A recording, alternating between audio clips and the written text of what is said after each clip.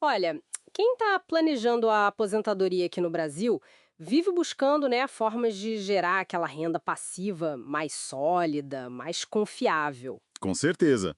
É uma preocupação constante. E aí, nesse cenário todo, os fundos imobiliários, especificamente os de tijolo, sabe? Aqueles que investem em imóveis mesmo, tipo shoppings, galpões, eles têm chamado bastante atenção. Sim, tem ganhado destaque. Parece que agora, em 2025, é um momento particularmente interessante para eles. A gente recebeu um estudo aqui que mostra muitos deles sendo negociados com descontos, sabe? Ah, é? Que tipo de desconto? Na média, coisa de 17% abaixo do valor patrimonial. E, além disso, pagando dividendos bem atraentes. 17% é bastante coisa.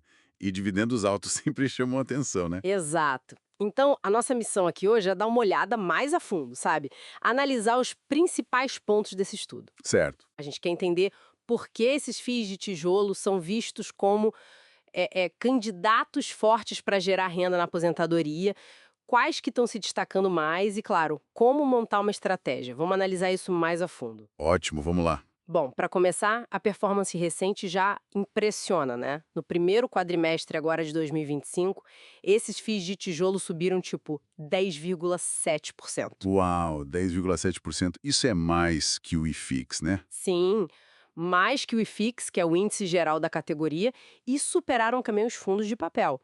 E os dividendos? O que o estudo diz sobre eles? Então, os dividendos médios anuais estão girando em 10,40%. Esse é o famoso dividend yield, né? O retorno só com os aluguéis que eles distribuem. 10% ao ano só de aluguel? Interessante. E alguns fundos estão pagando até mais, viu? Coisa de 12% ao ano, até um pouco mais. E um ponto que o estudo ressalta, que eu achei bem relevante, é que os principais fundos de tijolo continuam entregando dividendos, tipo, 14% maiores do que antes da pandemia. Puxa, 14% a mais que antes da pandemia? Isso mostra uma certa força, né? Uma resiliência. Exatamente. Sugere que a qualidade dos imóveis e da gestão está segurando bem a onda, mesmo com os desafios. Entendi. E além dessa renda, que já parece boa, quais seriam as grandes vantagens para quem está pensando lá na frente, na aposentadoria mesmo? Olha, eu destacaria duas coisas principais. Primeiro, a questão da correção pela inflação. Isso é fundamental. Ah, sim, o famoso IPCA ou IGPM nos contratos, né? Isso, o valor dos imóveis e, consequentemente, dos aluguéis tende a ser reajustado com o tempo. Isso ajuda a proteger o poder de compra daquela renda lá no futuro, sabe? É quase como ter um aluguel que se atualiza sozinho contra a inflação. Faz sentido, protege o dinheiro. E a segunda vantagem? A segunda é o potencial de ganho de capital.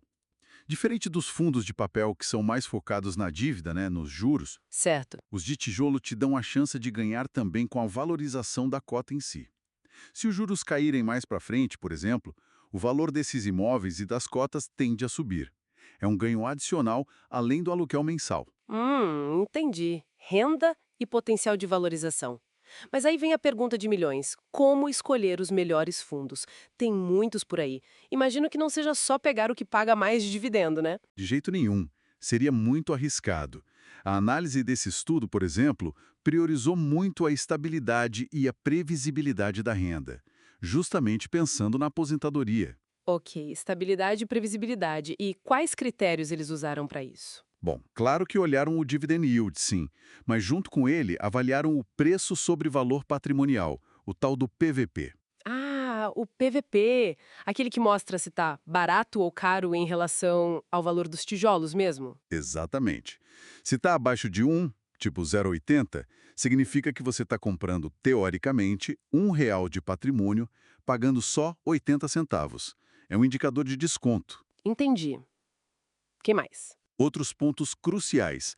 A taxa de vacância. Que é quanto do prédio tá vazio, né? Isso. Quanto menos vacância, melhor, porque mais aluguel está entrando. Também o tamanho do fundo para ter robustez, a liquidez das cotas na bolsa, se é fácil comprar e vender. E, claro, um ponto super importante, a qualidade da gestora.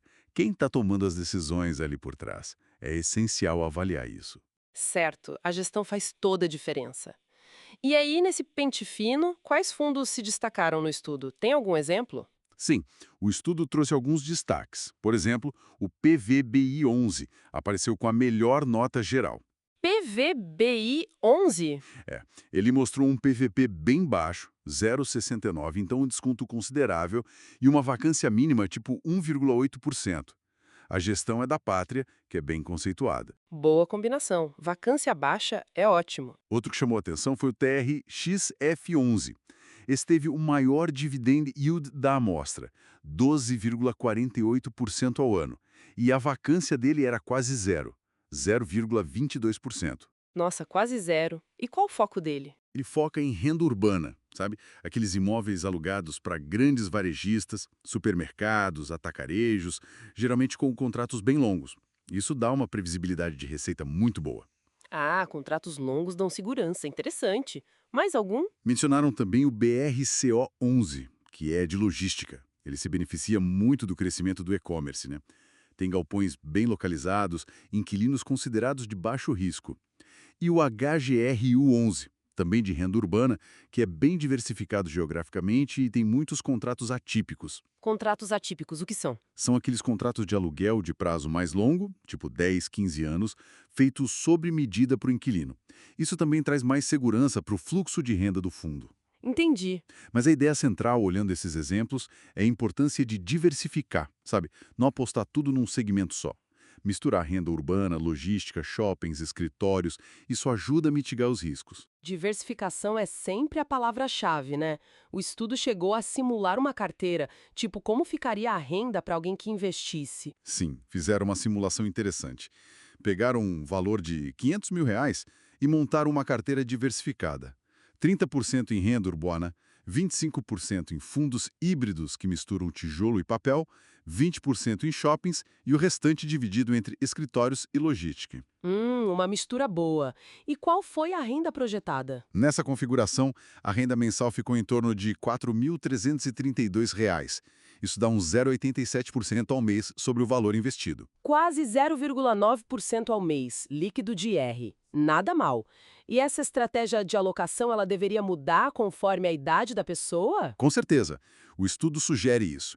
Para quem está mais jovem, na fase de acumulação ali pelos 30, 40 anos, talvez faça sentido ter um foco um pouquinho maior em fundos com mais potencial de valorização, como logística ou mesmo escritórios bem localizados. Para buscar crescimento da cota também. Exato. Já na fase de transição, digamos dos 41 aos 55, a busca é mais por equilíbrio entre renda e crescimento. E aí, mais perto da aposentadoria, acima dos 55, o foco total deve ser na estabilidade e na preservação da renda. Aí entraria mais renda urbana com contrato longo, talvez. Exatamente. Mais peso em renda urbana, contratos atípicos, fundos mais defensivos e sempre, claro, como a gente falou, buscando gestoras de qualidade reconhecida no mercado. Pátria, Quineia, BTG, Vinci, XP, tem várias boas. Claro, não dá para esquecer que investimento tem risco, né? Quais são os principais pontos de atenção que o investidor precisa ter com o FII de tijolo? Olha, os principais riscos são os ciclos do próprio mercado imobiliário, né? Altos e baixos.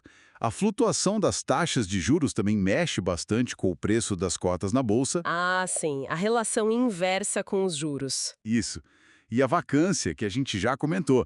Se os imóveis ficam vazios, o dividendo que chega no bolso do investidor diminui.